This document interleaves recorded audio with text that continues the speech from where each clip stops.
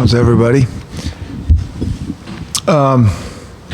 Yeah, good to be back home safely, and moving on quickly to the next opponent. But it was great for our guys to go down there and play hard and have to win a tight game, which is what we've been talking about for a long time. I think that I think what we did what we wanted to do for the most part on offense. The strategy of trying to run the ball a little bit, and and on defense, once we settled down, it's certainly the second half they played pretty darn solid. I think one of the things is kind of looking back, I think they were ready to play. I think in some ways maybe trying a little bit too hard. These guys are always all in. They care tremendously, but against a team like that, you get out of your gap. They spread you out. If one guy gets out of their gap, big creases with all their speed, and then the scrambling quarterback's always a wild card. So that obviously hurt us a little bit. But I think there's really good things to learn from, and I think our guys will do that. And now we're kind of onto a completely different type of challenge in terms of the styles of offense, defense, and special teams. And so quick turnaround, and here we go. What did your Sunday look like for the staff? And then yeah, so we got home, probably home around 5, and then guys went home, got some sleep, and right on to Stanford. Most guys watched the game on the plane, and we had a team meeting. And most players, I think, watched the tape on their own, and we've been on to the next game. And so they'll come in today, and we'll have our meetings in the afternoon and practice in the afternoon, and we'll do that for the next 2 days, and then bump it to the meeting to the morning later in the week. Yeah. You're not in charge of the schedule, but how big a pain is a Friday night game? Yeah, I mean, anytime you don't play on Saturday and have that, it is a pain. It definitely takes you out of your rhythm and your routine and all those type of things for sure. I way back when played Saturday, had to play a game on Thursday, and when you have to do that, it's almost not fair to the kids. And so anything above that, it's such a bad experience. Anything above that, you just deal with it and manage. You saw how the schedule was shaping up for the night game on the Saturday prior to a Friday game. What did you think? Well, we didn't see that till 2 weeks before, but we had been anticipating that all summer because of Arizona. They usually don't play those day games at that time. So, we've been looking at this part of our schedule for a long time. On the road, tough environment, come home, have to play Stanford, and then go on the road again. So, we get the schedule. Then we make our schedule and adjust and go. Yeah. Despite the schedule, how are there opportunities for the kids in the program, whether it's Friday or Saturday? Yeah, it's awesome. No question about it. Stanford's an awesome program. And I start with that program. This isn't just an awesome team. They've had an awesome program here for a while now, and they know how to do it. They know how to do it right and play good football, win championships, and the whole thing across the board. And so it's a great opportunity for the kids and for everybody playing in a game like this. Shaw, as a teacher, I know you're big on teaching, and he's got to be a great teacher. Can you talk about how much of a teacher he is to the kids? Yeah, I don't know specifically that, what he does. I know they got a really good system. They know their style, their systems, and they recruit to it, and they do what they do, and they do it really well. That I do know. They're not all over the place. They know what they want to be, and they do that very well. It worked out for everybody, but you spoke with Stanford when they had the open head coaching job in 2011. What was the difference in staying at Boise State then compared to when you decided to take the job here? Yeah, like I said before, just everything has to do with timing. Let's do with timing. How hard is it to do what Stanford has done, and is there stuff there you can learn from and emulate? It's really hard to do. Yeah, I don't know if there is, because we're not there. But every year they are right there and best of the best, and this is such a tough competitive league. I mean, you're already seeing that, guys just kind of knocking each other off and how close the games are and all those type of things. And so for those guys to stay as consistent as they have, everybody knows how hard that is, to do it one time. People can get things done one time, but to stay there year after year is really, really impressive. You said after the game down there last year that they kind of looked like what you guys had hoped to be as a program. What would it mean to beat them this year, less than a year later? And all that? Well, I think everybody says that because they've been winning the league or right there every year, and so I don't know what it would mean. I mean, we just take it one game at a time. Once we know we got a really good. It's just it's the next game with a really, really good team, and I know we'd have to play really well to beat these guys. Have to play our best football to get that done, for sure. Sorry, did I cut you off there? I apologize. What are the challenges of McCaffrey that are just kind of unique to you? Yeah. Well, again, they're smart coaches because they do whatever they need to do to get him the ball. Punt returning, kick returning, wide receiver, wildcat quarterback, handing the ball. And so he's great with the ball in his hands. He's unbelievable vision, extremely explosive, and maybe as patient as anybody I've seen. And whether he's returning kicks or handing the ball in the backfield, those characteristics just show up. And it's a unique combination. His vision is so good, and he's so patient, and so many times it looks like there's not really anything there. And then he'll find it, and then he's not going down with one guy just kind of grabbing hold of him. I mean, he's not going down. You got to tackle this guy with multiple guys. So he's unique and rare. I mean, you don't see guys like this that often. It looked like the Arizona game that your D-line, at least early on, had some issues getting off blocks in that game. What was going on there? How does that need to be fixed? Well, I think that, like I said, I think they were doing too much. I think they were trying to penetrate and getting washed a little bit, and and then they spread you out anyway, so that creates those seams. And a really good defense all has to fit together. They all have to fit together. And one guy's out of his gap, that can affect everybody. And I think once we kind of settled back down and everybody was just doing their job, that made our defense tighten up. Chris, can you talk about the challenges of going on a short week and going from completely spread to playing pretty much almost between the hashes? Right. Yeah, it is. It's because these guys are unique in terms of I don't know how many years ago, 7 years ago, you see a spread team or something. It's like, oh, what is this? So now the table is turned, and you don't see this heavy personnel group, multiple linemen, fullback in the game all the time. And so you don't get a lot of reps against that. Now we have a shorter week, and so it'll be a challenge to get ready for. Did you have a conversation with your kicker after the game Saturday? No. Cam's he's a good kicker, and just missed the one, and then the other one, I don't know. He'll get it straightened out though. But he's been pretty solid all of fall. I mean, fall camp and all practices and all those type of things, and he'll be back in there.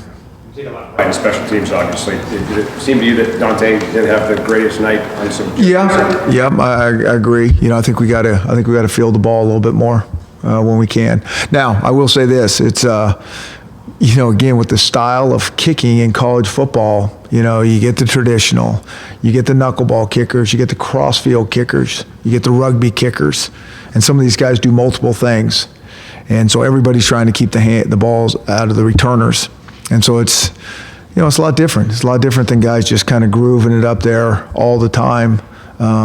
It's completely different than like the NFL game, just with all these grounders but it's what we work on all the time, and I think he'll be able to field the ball better. Is there fear Than 2,000 tickets remaining for Friday's game. Can you feel that anticipation already? The first time since '97 the two top 10 teams have faced each other at Husky Stadium. Yeah, I don't know about all that. I mean, we're excited. We're excited to have an awesome crowd and have a really, really good game. And I mean, that's what college football. Students are here. All those type of things. And so I know our guys will be thrilled to play in front of that, and I think everyone will be. So it's exciting. Tape on after the game, Chris. What stood out? I think what I already said. I think our defense, once they settled down, played pretty darn good. I mean, that, it seems like everybody in our league has some unique players that can really change the game, and certainly Dawkins can do that. He's fast and hard to tackle. And so, once we settled down, that helped us a little bit. Even towards the end, I think our style of rushing him changed a little bit to try to contain him a little bit more rather than sack him so much. And then, we made some plays when we had to make plays. On offense, they scored and we answered and got to overtime, and offense capitalized right away. And even when we had a big play and then we get hit, then they still responded. And then, and our defense rose up when they needed to. So I think all that stuff was really good. That's what I think we. Is there a way to quantify just how important it was to go through that? Yeah, I mean, because that's how I think most of the games are going to be that we play from here on out. I mean, I just think that's what we're going to get. That's what Stanford does so well, just their style. It's not an up-tempo team. They're not trying to run a bunch of plays. They're just going to kind of keep after you, and they win close games. They just do their thing and keep grinding you. And, a fourth quarter game doesn't bother those guys in the slightest. I mean, and so, that's one of the reasons I think they're really good is that just they don't flinch. But I think that's how a lot of these games are going to be. Their offense and obviously how unique it is in a spread world now. But yeah. Can you talk, have there been any substantive changes in their defense and how they go about things? They've been pretty similar the last couple of years. And like always, I think, really, really good programs. Everybody, for whatever reason, is always going to look to that offense. And then you got a guy like some of the players that they've had in the past, and certainly Christian, it's like, wow. But you're not going to win like they win without unbelievable defense. And they play great defense. I mean, their defense is, every bit as good as their offense. Really, really sound. They play extremely hard. They don't give up many points. I mean, and that's been kind of year in and year out. You've seen other quarterbacks here. How difficult was Dawkins to defend for this group? Yeah, I mean, you saw it. I mean, he's hard to defend because you get him defended and he can still make plays. And you think you have angles on him, and he can outrun angles. But I think we learned some things. We talk about leveraging the ball all the time on defense. I mean, we work on it day in and day out. But you get a guy with that kind of explosiveness. Those angles change quickly on you on the field, and it showed up. And so, I think it'll get our guys' attention a little bit in terms of, the struggle that we have of truly replicating the game in practice. I mean, that's what we're trying to do every day. But when you're not going live, it's kind of hard to do that. But he's a problem. There's no doubt. You look at Levon Coleman a little differently after what he did Saturday night? No. I've always thought Levon's a really good player, and I think he's a downhill runner, and he can break tackles. I think he did a nice job vision-wise. I think he was hitting the holes pretty darn good. One of his long runs, he kind of hit it on the backside, and it was designed for the front side, and so that was really good to see. But he plays hard. He's a football player. We have him on most special teams, and he doesn't miss a beat. And so it's good to see him out there and really have a good game on offense. I mean, I'm happy for him to do that. How is he a different runner than Miles? Miles is, little shiftier, you know, a little more weight, patient. Levon is more of a downhill, find a crease and hit it hard. I mean, that's when I think he's at his best. How did you evaluate Miles' night when it was all said and done? Yeah, I thought he was fine for whatever reason. You know, I think Coach Bonifant does a good job of rotating those guys and mixing them all in there with Jomon as well. And you know, it's always that fine line between getting a guy in a good rhythm and getting all those guys into the game, and that's trickier and easier said than done. And sometimes, you know, it'd been Miles most of the games last year, and I think it's great when we get another guy in who's got a hot hand and get him the ball, and you know, maybe it's Jomon down the road, and we're going to need all those guys. 25 carries is about what you would have expected him to have that night? I don't go in with any expectations like that because the games never really go like you think they're going to. I mean, we wanted to run the ball, and you know, if you can run it, you keep running, and if not, we got to throw it a little bit more. We will. And so I think you're kind of like feeling as you go and making adjustments along the way. Levon had more yards against Arizona than he did last season. Yeah. Rushing. I mean, how was he after the game? How are teammates treating him? I mean, it kind of like came out of nowhere. I think the same. You know, I mean, yeah. I mean, I think that's what guys expect out of our. You know, we got a good stable of running backs, and those guys can all make plays. And when they get the chance to do it, and they make something happen, they'll get more carries, and that's just kind of how we did it. But I don't think anyone's treating them any differently. Yeah. Chris, the block that Jake threw on John's reverse touchdown. I and the guys to see him. What does it mean to you, or would you rather have him not do that? Well, we need a block on that play. You usually do. I mean, unless you just completely fool them, but usually somebody sniffs it out, and he's the guy that's got to kind of get it started. But I think Jake said it best. You know, the expectations and standards for quarterbacks blockings are so low that if you do anything, give a guy a little bit of a shoulder, it's like a bone-crushing hit, and I don't really think it was that, but it was good. Meyer had 2 PI calls in the game Saturday. One of them looked ridiculous, and one of them looked ridiculous for the other reason. Yeah. We saw your reaction on the second one when he kind of mugged the guy from. No, you should have looked at my reaction on the first one. That's what we need to talk about, but we won't. Yeah, I mean, whatever. You know, sometimes you just got to trust your technique. You know, if a guy runs a route on you and you get behind a little bit, you just got to continue and trust your technique and not panic. And, you know, usually you're going to be okay. But that happens every now and again. I mean, he made a great play. You know, he played good football, made a great play on special teams, caused that fumble for us. So that was good. How is this team better prepared to win a game like this Friday versus when you first showed up? Yeah, it's, you know, we're still work in progress. So it's hard for me to, you know, what are we going into game 5 here? And, you know, our first 3 games were kind of unique, being at home and playing, you know, playing real well. And then we got to go on the road. First Pac-12, which competition gets a lot tighter for us. And the kids answered. And so we're still work in progress, you know, but we like these guys a lot in terms of their work ethic, their focus, and how hard they compete. You know, that's the one thing is, you know, you watch first half a little bit on defense and think, you know, hey, we're ready to play, we're ready to go. And I mean, that's the first thing that would kind of pop into your mind. But I think they prepared really hard, and they were really excited to go down there. And like I said, I mean, I think maybe too excited and trying to do too much and on defense, and we got to do it together. So, you know, that I know about this team, about this group, that they're all in, that they listen to their coaches and really trying to do what we ask them to do. Is it possible that the non-conference strength of schedule played a role at all Saturday, that they finally saw something they hadn't seen and were maybe taken aback by it? I mean, do you buy that at all? I really don't think so.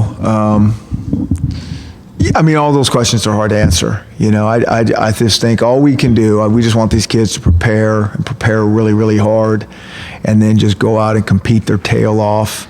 And, you know, there's a lot of components of what really competing means. You know, it's not just going out there and, you know, giving your best effort. I mean, you got to execute. You got to do a bunch of little things. And that really embodies what competing is. And so we're still, hey, we wouldn't practice if we had it all figured out, and we don't. So, we're still work in progress and still learning and trying to figure out how to be the best we can be. Would you rather have the extra day and play on Saturday this week, or is there an advantage because you're the home team that with both teams having to deal with this, that maybe you come out of that deal maybe slightly ahead? I think that all coaches would say we want our normal week. We want to stay into our rhythm, and we want to have our full chance to prepare like we always do. And that's what. Is there any thought, though, that given how the team played, maybe do they feel like getting back on the field as fast as possible is one of the ways that they can kind of overcome some of the mistakes? Or I think our team thinks that they played well. I mean, let's not underestimate Arizona. I think it was a hard-fought Pac-12 game that we haven't won in 10 years. I mean, I think they did a nice job. Is there things we can improve on? That's why we practice. We're not going to be perfect. There's never been a perfect game played. I mean, there's always going to be some. Every single game, you write this down. Every game you play, there's going to be something you guys can pick at for sure. Okay? So I think they played hard and they played well, and so we're proud of them how they battled. And now we got a really different test, and we'll see. What do you want from the crowd Friday? Yeah. Well, I want them to be like they always are when this place gets filled up, and loud and passionate, and enjoy themselves and have fun, and just like I want our players to. I think it's such a unique environment, and it doesn't happen all the time when you're going to get the place packed and all those things. And so I just want everybody to really enjoy college football and be all in. Players all in, fans all in, coaches, everybody all in. Honoring the 91 championship team at halftime, do you have plans for any of those guys to meet with your team at all? Or? Well, we're around, because again, I think when some of these guys start surfacing, we're back into the morning. If we probably stayed in the afternoon all the way through, we might have got some of those guys to practice. But I know they'll be by the building and all those stuff, so I'm looking forward to meeting any of those guys that come by. Do you have any members of that team at all? Not specifically. Like I've said before, I mean, 91, what was I doing at 91? Yeah, I just started to coach, I guess, yeah. And, like I said before, I mean, just through that time as a player and as a young coach, just watching Washington win a lot, just body of work. That's what that's what I remember specifically. And so, I mean, when you pay attention to it a little more closely, and the great accomplishments that that team did get done, that's pretty cool. Did you watch the Rose Bowl last year? I did. The big fumble touchdown. Yep. What was your reaction? Yeah, we ran that at Boise twice. That was my reaction.